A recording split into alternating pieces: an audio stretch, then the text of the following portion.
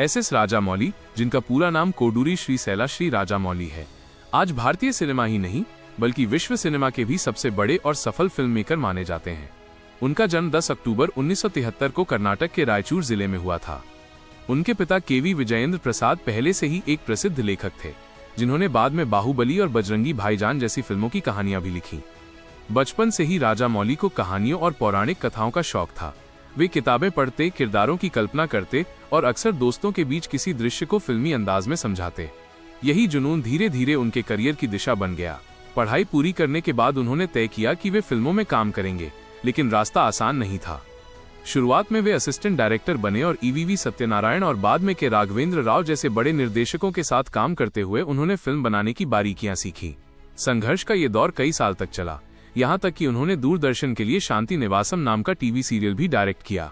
ये दौर छोटा था, लेकिन राजामौली के लिए बड़ा सबक लेकर आया, क्योंकि यहीं से उन्होंने कैमरा, सीन और कहानी को जोड़ने का असली तरीका सीखा।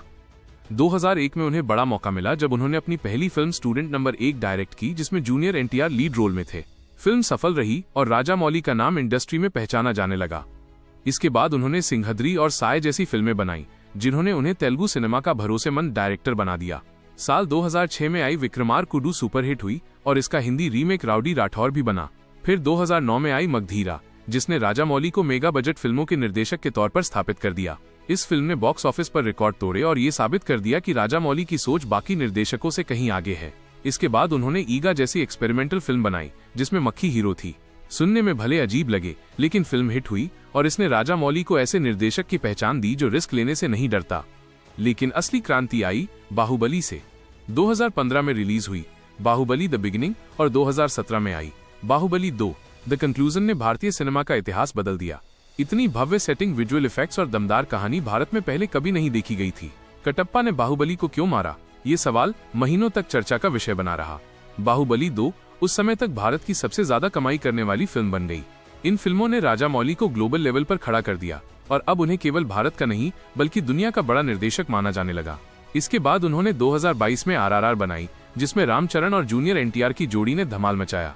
फिल्म का गाना नाटू नाटू ऑस्कर और गोल्डन ग्लोब जीतकर इतिहास रच गया और भारतीय सिनेमा को विश्व पटल पर एक नई पहचान मिली।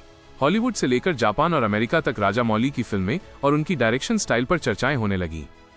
आज राजामौली अपने नए प्रोजेक्ट पर काम कर रहे हैं, जिसमें सुपरस्टार महेश बाबू लीड रोल निभा रहे हैं।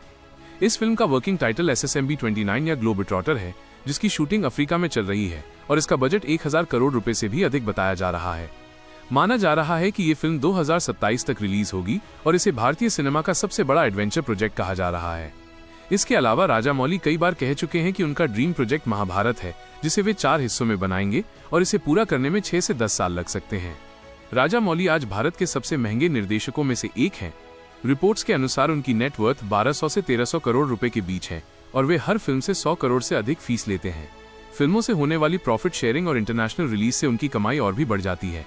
वे लग्जरी घरों और गाड़ियों के मालिक हैं, लेकिन सादगी से जीना पसंद करते हैं। राजामौली की कहानी हमें ये सिखाती है कि बड़ा नाम पाने के लिए संघर्ष से डरना नहीं चाहिए। उन्होंने असिस्टेंट डायरेक्टर से शुरुआत की, टीवी सीरियल भी बनाए, छोटी फिल्मों से करियर आगे बढ़ाया और आज विश्व स्तर के सबसे बड़े डायरेक्टर बन गए। ये उनकी मेहनत, दूरदर्शिता और कहानियों के प्रति जुनून का ही परिणाम है कि भारत का सिनेमा आज दुनिया में नई ऊंचाइयां छू रहा है। राजामौली सिर्फ एक निर्देशक नहीं बल्कि एक प्रेरणा है, जिन्होंने साबित कर दिया कि अगर सपना बड़ा हो और उस पर काम करने का हौसला हो तो कोई भी मंजिल असंभव नहीं।